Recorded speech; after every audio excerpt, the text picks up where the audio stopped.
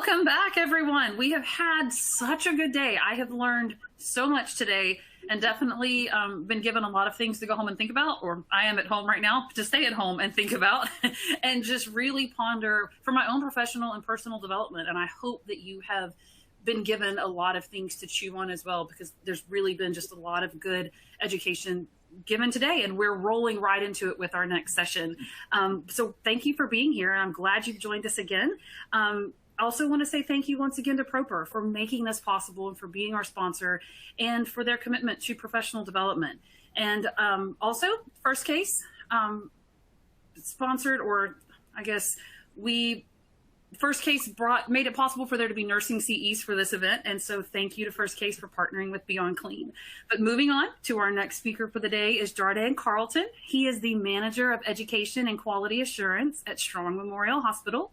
He is responsible for staff training and providing continuing education opportunities, and also a proud member of the Beyond Clean Advisory Group. And he enjoys connecting with industry leaders and pushing the sterile processing industry forward. His presentation is called Growing Engaged Employees and Leaders. And it's no secret, really, that sterile processing industry is experiencing the great job resignation. With so many frontline technicians hanging up their bouffant, many managers and leaders are wondering, how do I retain and engage my remaining employees? This presentation is going to dive deep into how growing engagement in the workplace is vital to SPD success. So get ready to discover how creating an open conversation in your SPD is critical to the overall success of your department. So please join me in welcoming Jardin to our virtual stage. Glad to have you today. Thank you. Thank you. Glad to be here today. Growing engaged employees and leaders. Let's go right in. So we have a plan.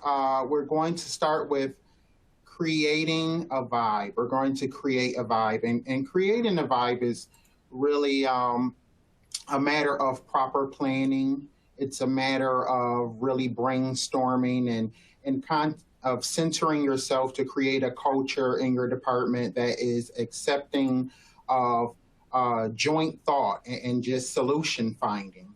And so it's really delving into the realm of creating that culture that's going to be paramount to your team's success, and that's going to allow them to feel comfortable with venturing out to speak in the department. You'd be surprised. I've entertained many departments in my history in sterile processing that just won't speak, and it's really, really damaging to the overall success of the department, because when you silence the voice of the department, you silence the voice of experience. And so what does creating a vibe look like? What does creating a vibe look like? Creating a vibe looks like creating a safe space for your team to come together regularly and discuss present issues, challenges, coming projects, changes in the department, educational needs, etc. So it's just a routine and regular meeting or touch point throughout a day where you can discuss different issues that are going on specific to your department, or even just the issues of that day.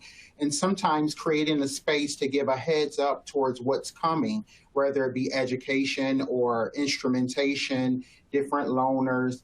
And it's just really creating a safe space for everyone to gather information, but also to discuss the information that's being gathered or given. It's also giving attention to all possible answers, and thank the participants for contributing. Even if they don't provide answers or a solution, just, the fact that they have chosen to have a voice in that moment is really just taking the time and opportunity for everyone to have a voice and for everyone to be heard. That's super important in creating a vibe, is that you're creating a space where people feel that they can be heard. It's super important. Also, you want to thank, again, your participants for their contribution. Overall, the thanking and just the gratitude towards the participants, having a voice in that moment is going to continue to, open up that channel in which people feel free to speak. And the more that they see that this is a safe place, no answer is stupid or no thing that's presented is insignificant, the more they'll feel free to begin to share and open up.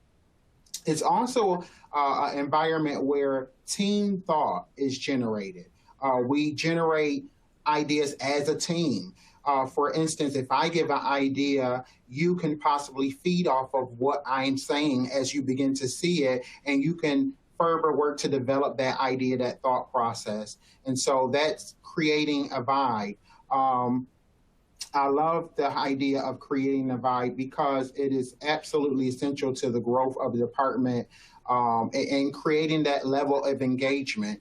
And also, as we move to the next slide, when you remove from your department the culture of fear, of rejection, stage fright, the pressure to be right, and the fear of not being heard or valued, you just see people blossom. People really begin to open up as you begin to remove that fear from the department.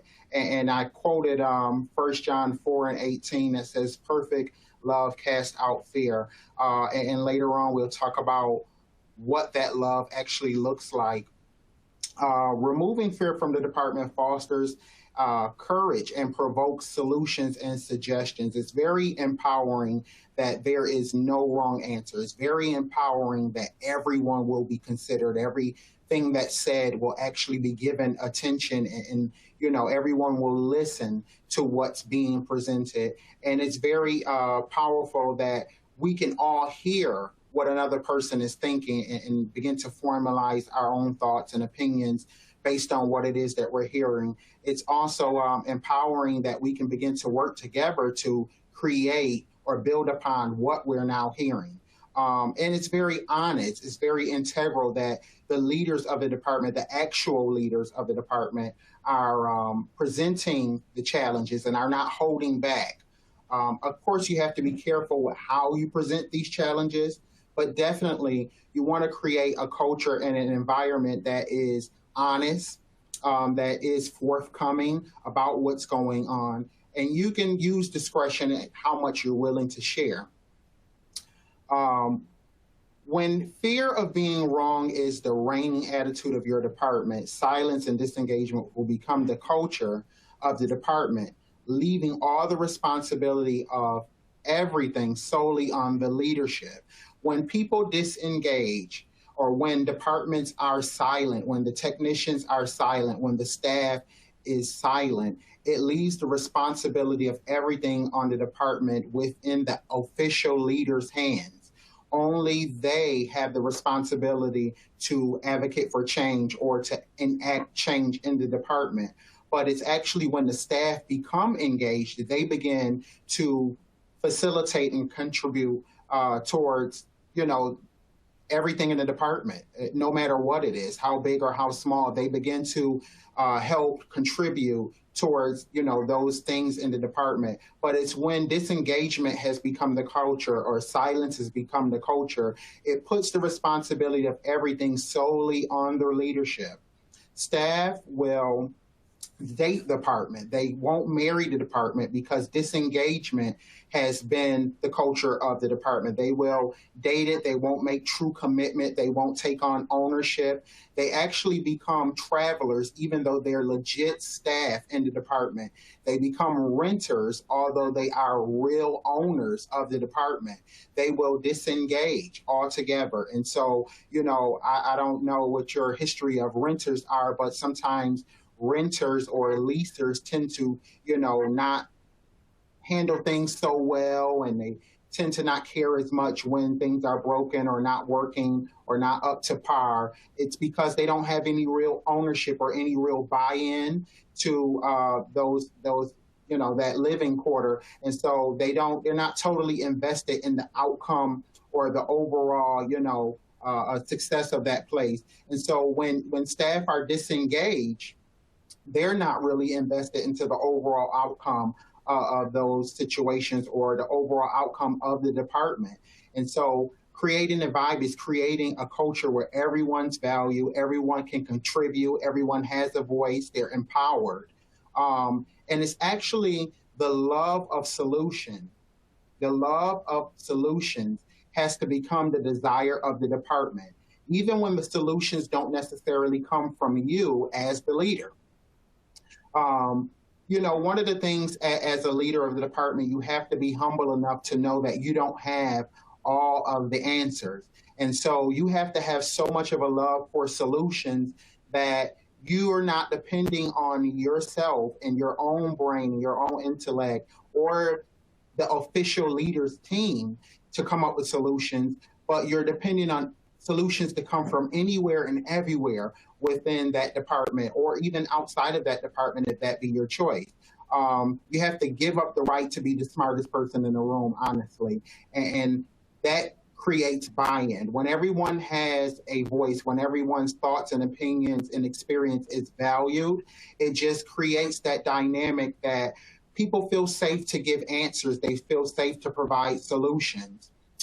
So it's really important that you cancel that fear of rejection, cancel that. A vibe in motion. Solutions happen when problems and experience and reality collide. It is so honest to know that your technicians have the experience, they have the reality. Oftentimes, current leadership and the leadership of the department, the official leadership of the department, they have a theory of things, they have a perceived way that things should go or that they will go, but it's actually the staff and technicians that have the experience and the reality. And so when that theory and the reality come together, oftentimes when those problems that are presented in that creating the vibe kind of environment, when those problems are presented, it's the staff that's going to bring real reality and clarity to what's actually happened. The leadership oftentimes doesn't have a real clear and concise knowledge of how those things came to be. And so it's the staff that's going to fill you in. They're going to say, no, it didn't go quite like that, or it doesn't happen usually quite like that, and more often than not happens like this. And so it's in that environment of just creating a vibe through huddles and through touch points and through meetings that you're going to be able to know what actually is happening on a day-to-day basis, or even on a weekly basis or a monthly basis or bi-weekly basis, however you determine to make that time. But it's absolutely imperative that you make that time with your staff. I've been to many departments and I've worked in many departments where that time was not given. And so, and I think oftentimes the perceived thought process is that if we don't discuss issues or if we don't discuss problems, then they don't exist. But we all know that those problems do exist and they won't go away unless we have open, honest conversations about them. And one of the key things to this whole success is getting the staff to be open and honest and knowing that they will be heard. And so another thing of a vibe in motion is really just, creating that opportunity and really allowing us to brainstorm. It's the, considering the problem, considering the experience, and bringing it together to formulate that solution. And it can be done. It can be done. So identifying head turners. This is one of those parts of this whole creating a vibe that it's a secret agenda, but it's so necessary. It's a secret agenda, but it's so necessary. While creating the vibe, you'll begin to notice what's happening as people are speaking. You'll begin to notice that as people are speaking up and providing potential solutions and giving answers and, realizing and considering the problems that are going on of the day that were experienced in the OR, experienced with certain equipment, whatever those issues are, you'll begin to notice that as the staff begin to engage and begin to contribute towards these conversations, you'll start to notice that the room kind of responds in a way when certain individuals speak. So it's a hidden agenda. I love this part because you get to notice who is actually the unofficial leader of the department, who's actually leading the department.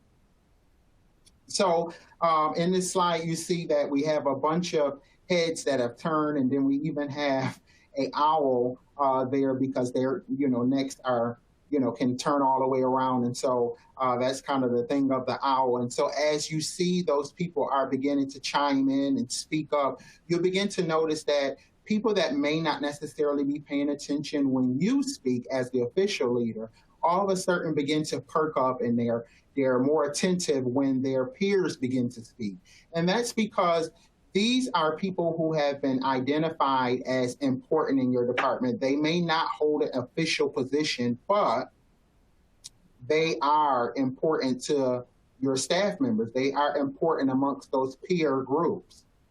And so it's extremely important that as the official leaders of the department, you begin to take notice to how the room moves, whose head turns, whose ears perk up, where engagement becomes an actual thing, who's speaking when everyone's engaged. How much are they listening when you're actually speaking? How much are they listening when certain individuals begin to speak up? And during what subjects are they actually starting to become engaged in these meetings and in these encounters?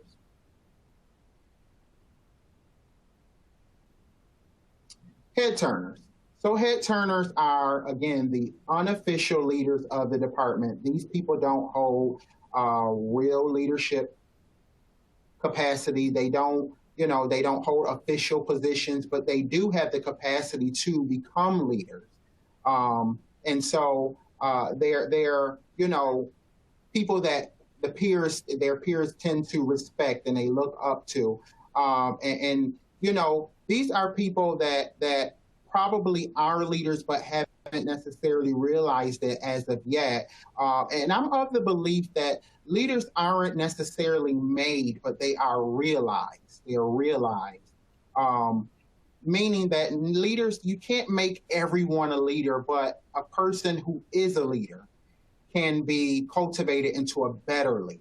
Does everyone have the capacity to lead? Yes, everyone has the capacity to lead within their realm of leadership or within what is accessible to them.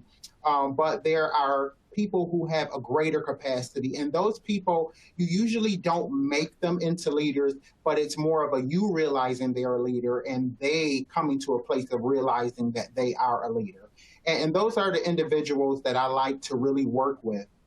I like to really work with them because they actually command the attention of their peers. And once they command the attention of their peers, it really makes the whole leadership process a lot easier because naturally their peers are, kind of following their lead and really listening or following their action. And so head turners, I would encourage you to listen to the passion in the room. As they begin to engage and they begin to speak, and you notice that certain individuals have the attention of the room, they have the attention of the department, I want you to begin to listen for their passion, their cares, their concerns. And oftentimes passion can be mistaken for anger or aggression. But even within those emotions and in those displays of emotion, there's some level of passion that they're actually expressing. And so you have to listen for their passion. You have to listen for their concern and not see it as, the raw emotion of anger or the raw emotion of aggression. It's more of a passion or a concern.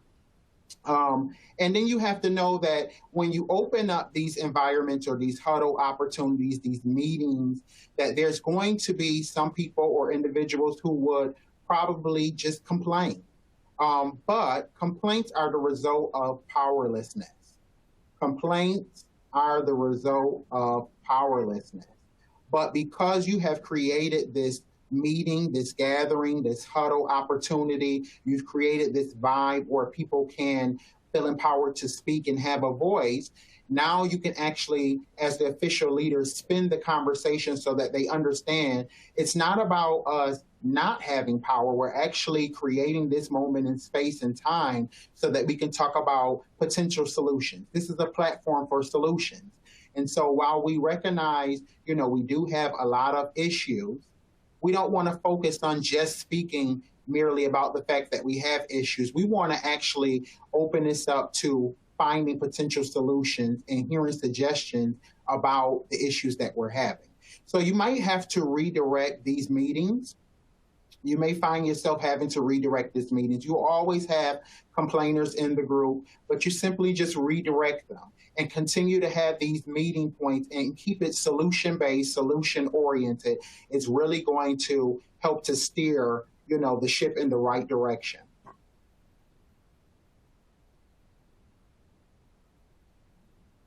So once you have identified your head turners, the thing that you want to really do is begin to hone in on those individuals that have the attention of the department, that have the respect of their peers, and you want to begin to enlist them, bring them closer into the inner mechanisms of how the department works, bring them into those conversations that maybe the actual leadership team is privy to, but the text or the regular staff are not privy to. You want to bring them in. And again, you can kind of, gauge to what level that should be done. You want to remain appropriate at all times with that. But there are some superficial levels that you can begin to bring them into and just begin to encourage them and give them a little heads up towards things and begin to work with them. You want to begin to bring them closer in, and that may mean you want to start, telling them, listen, I'm considering all that you're saying. I realize that you're actually one of the peer leaders in this department, or you have the potential to go a little bit further and people actually listen to you. So you want to begin to kind of enlist them, bring them closer in to development. After all, these individuals, these head turners, are the people's champion. Usually when there's an issue in the department, these are the people who are told about the issue from their peers because they are the ones who's going to champion those things, and they're going to try to lead the way for the peers. So you want to begin to bring them closer in. These are people who have shown interest. As you begin to enlist the head turners, you actually create an open channel for you to begin to give them overall vision. As you give head turners overall vision, they're going to buy into what you're saying because they're invested. They're passionate people. They're concerned. These are people who, are extremely passionate about what they do, and they feel, firmly that they've been called to this branch of work. And so they're going to begin to buy into the overall success of the department, and they'll begin to grab their peers' attention and bring them in to the vision. And then that's how you're going to begin to shift the dynamic and the culture of the department and create that whole total engagement. And so another way that you can begin to kind of enlist your head turners is through grooming and through training. You can offer them, chances to read upon different literature and resources that you found to be of help to you, or possibly, you can sign them up for courses or classes, or just make them privy towards meetings that they probably have never gone to. Encourage them to get additional certifications just to read, or, take courses that your facility may be offering. This stuff is super important in, getting that whole trust factor and building up that trust, and also building up that individual. You have to consider the fact that this individual themselves may not have everything that you would like in a leadership capacity, but this is the opportunity to begin to groom them and train them and bring them up to speed in the things that they may not yet possess. It's extremely important that you just take that time to really develop them. They may not have all of the communication skills that's necessary to be an official or actual leader in the department, but this is the opportunity for you to begin to take them under your wing and begin to, show them the next step. Maybe you should take this course. There's different speaking courses or crucial conversation courses. There's the Six Sigma lane for problem solving and just, using different mechanisms to arrive to a conclusion, or being analytical in your thought processes.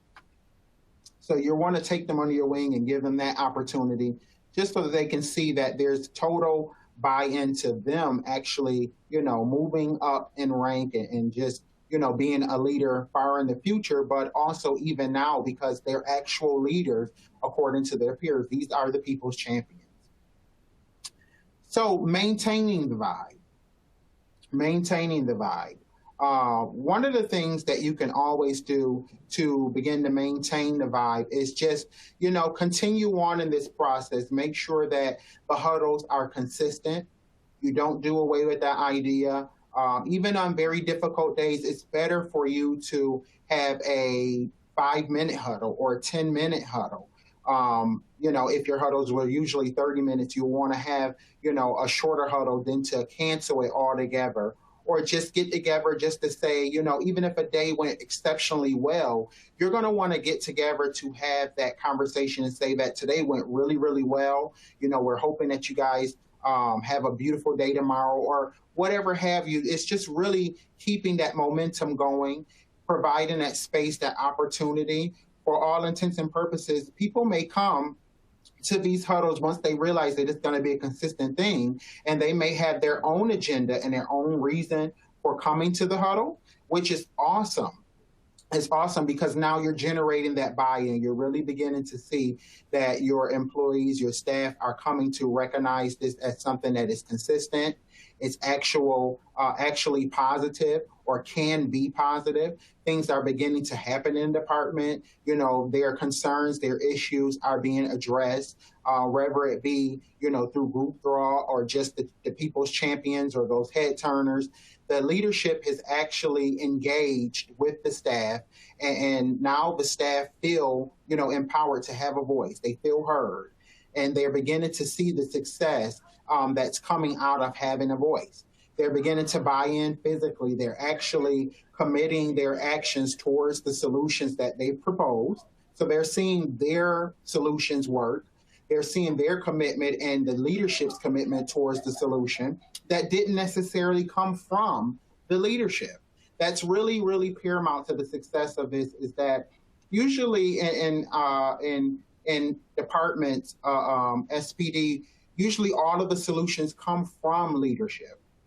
And usually there's not a lot of buy-in because we've seen things in the past not go so great from a leadership perspective because they didn't know enough for that thing to really work. But because the employees have chosen to engage and they're locked in and there's buy-in and they're having an opportunity to speak and be a part of the solution process, now there's a different level of engagement that they're going to commit and that you're going to begin to see in the department. So to maintain the vibe, you continue to have those meetings, have those interactions daily. You're going to begin to marry the ideas of the unofficial leaders with, the peers of the group. You're going to begin to see the unofficial leaders begin to take more of the reins and begin to push more of those concepts, those thoughts, those ideas that have been brought up, and they're going to begin to see the work through. They're going to begin to engage and gather others to say, hey, let's get this job done. Let's get this solution working. Let's be more engaged. Let's really push this. And then I want to say, to maintain the vibe, don't be afraid as the official leader to evade things that just don't work.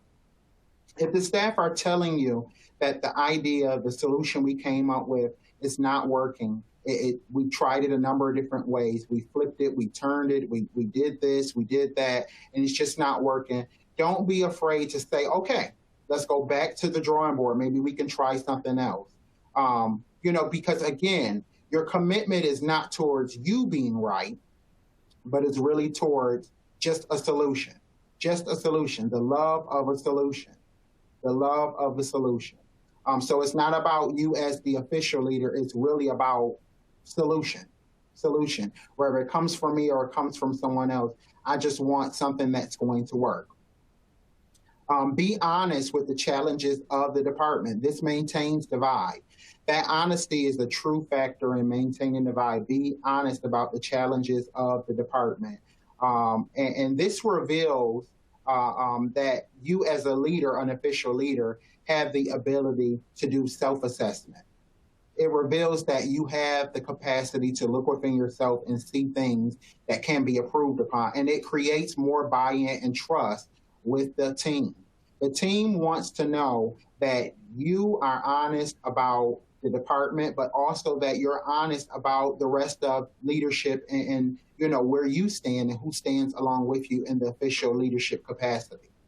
So they want to know that. And once they see that barrier of honesty, that barrier of dishonesty is broken down, and they begin to see that true honesty is being portrayed, they'll begin to, really buy into the whole team dynamic and buy into engagement and buy into, really thinking of themselves as a whole unit.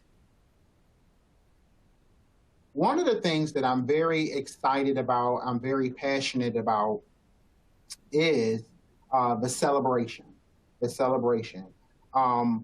Understanding that every win deserves a celebration.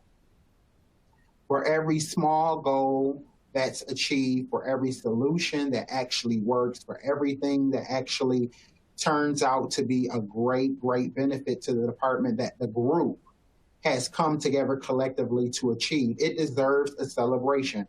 Whether it be big or small, it deserves a celebration. And so I like to say small wins deserve small celebrations. Small wins deserve small celebrations. Oftentimes when we have small wins, we say we have small wins and we just move on. But celebrations are monumental. People remember celebrations. People remember celebrations.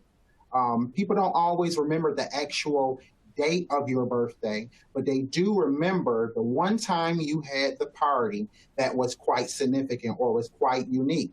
So be open to finding unique ways to celebrate even small wins. Unique ways to celebrate small wins. They stand out in people's memory. They may not remember what we celebrated it about necessarily, but they'll remember that we celebrated. And large wins equally deserve large celebration. Large wins, they deserve large celebration. So one of the ways I do this around SPD week, but oftentimes we do this once a month here at my department. We give away gift cards. So what I encourage the staff to do is if they can identify a peer who has went above and beyond in the department, they are allowed to write a card that recognizes that peer, and perhaps they put what they observed that peer doing. And if that peer is selected for, we have 3 shifts here where I'm at, and so if that peer is selected for A shift, B shift, or C shift, we give a $30 gift card for that peer. And it's not predicated on things that are normal, like arriving on time and all of that type of stuff. This is about going above and beyond. So even if you're the person that comes late every day, someone must have observed you do something pretty significantly right when you got to work, although you were late. And so this isn't a means of kind of like, secretly disciplining, but it's a way to recognize those who have gone above and beyond. Maybe you do have some issues and some challenges at work, but when you're there, there are some things that you do exceedingly right. And it's pushing the agenda in the department that going above and beyond is worthy of recognition and it's wanted. We want people to go above and beyond, so we reward those that go above and beyond. So likewise, in my department, when I do that, also we want to push every win deserves a celebration. Every win, whether it be small or big. So some of the ways that we can celebrate, obviously, are through giving away of books, gift cards, and parties, but also things as simple as montage videos from the C-suite, montage videos from the hospital CEO, the CFO, all of those, the big people, the heavy hitters. You can do montage videos. They can visit the department and speak towards the great things that they've heard happening in those departments. Industry leaders can actually do shout outs and make small montage videos shouting out the great work and the win that the department has just secured. And that's going to go a long way because, after all, these are the same people that we look up to. We're reading their literature. We're getting certifications from books that they have offered. And so if these people are turning around and saying to your department staff, hey, I've heard about the great work you're doing, way to go, that's going to go a long way. That's going to go a long way. And usually that requires no money, just a little bit of effort and tactful communication, probably through emails and technology. Everybody has a phone, so these are things that you definitely can do. But also facility article features.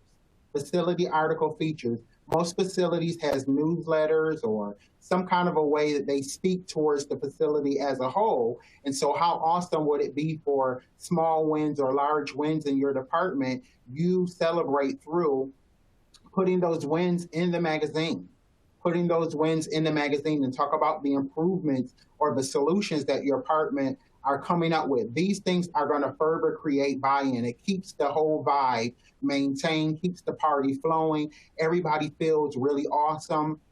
Everybody feels really supported. Everybody feels, amazing about the thing that they all collectively contributed towards and came to together. Food trucks.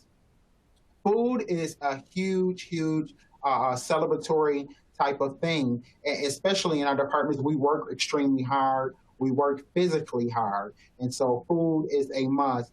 But food trucks, just any, if there's a new restaurant in your city, there's a new place, or there's a place that everybody truly enjoys, maybe it's an old place, but having food or something from that place, even if it's the one item everybody goes there for, just that one item has the potential to communicate thank you and some level of gratitude and celebration. Books. I recently just advocated for the crossword puzzle from Beyond Clean. That can be something that can be pushed. I actually just made an order for some participants in a educational thing at my facility, but that's something that you can afford to do for your department, to say thank you, to say great job, for a small win, for a big win.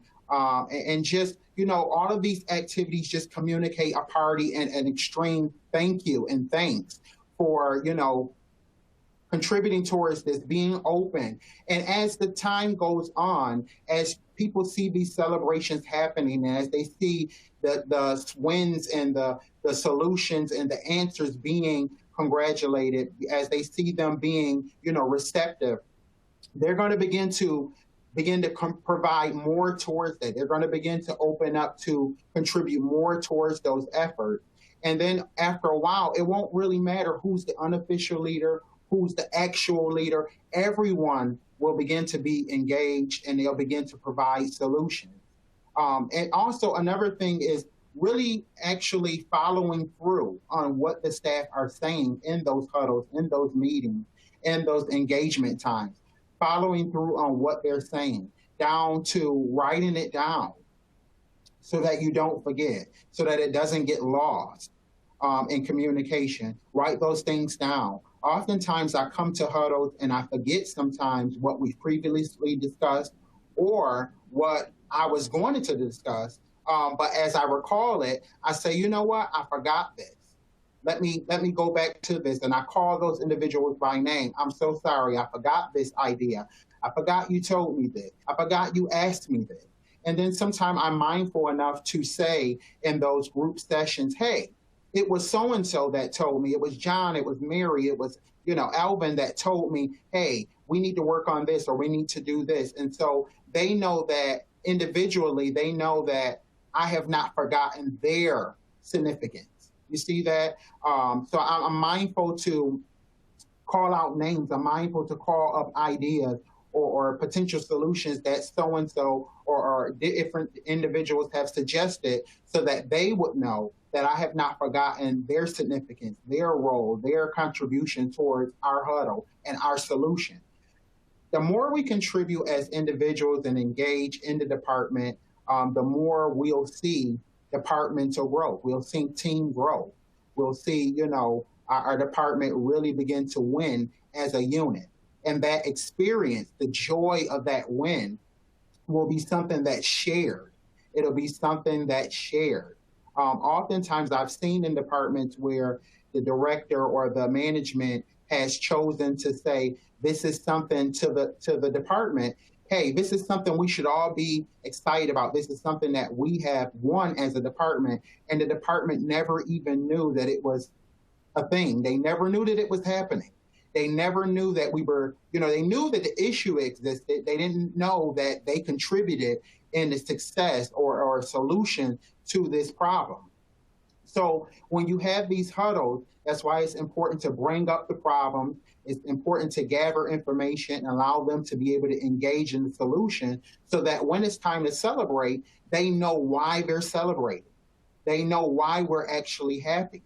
They know what we're actually celebrating about and who contributed towards those solutions, who contributed towards those answers, contributed towards the conclusion of those problems. Lastly, I like to say this is epaphatha, which means be open. Be open as department directors, be open as operations managers, supervisors, the official leaders of the department. Be open to the discovery of your department finding its voice. Be open towards that. The discovery of your department finding its voice. It is a little scary. You don't know what people are going to say in huddles. You don't know how they're going to express, what language, how they're going to choose to communicate, what it is they're communicating, but be open. Be open and allow that process to just be that, a process. It is somewhat a slow process, but as you remain consistent, as you remain open to that process unfolding, as you come daily with a positive attitude towards what that process entails, it will begin to manifest into a positive environment where solutions are created, where people are open to engage, where the unofficial leaders are then causing the department peers and those around them to become engaged and participate in those solutions. The actual leadership will feel more that the department is supporting them. Okay? You'll have more buy-in. So be open to the department actually finding its voice and you discovering you don't have to be the only answer. Be open to you not having to have all of the answers. Be open to you not having to be totally in control of the solution, but just the advocate for finding a solution. Be open towards that. Be open to championing the process until the process becomes your champion. Be open to you championing the process until the process becomes your champion. It's the process that's going to really facilitate so much growth and development in the department.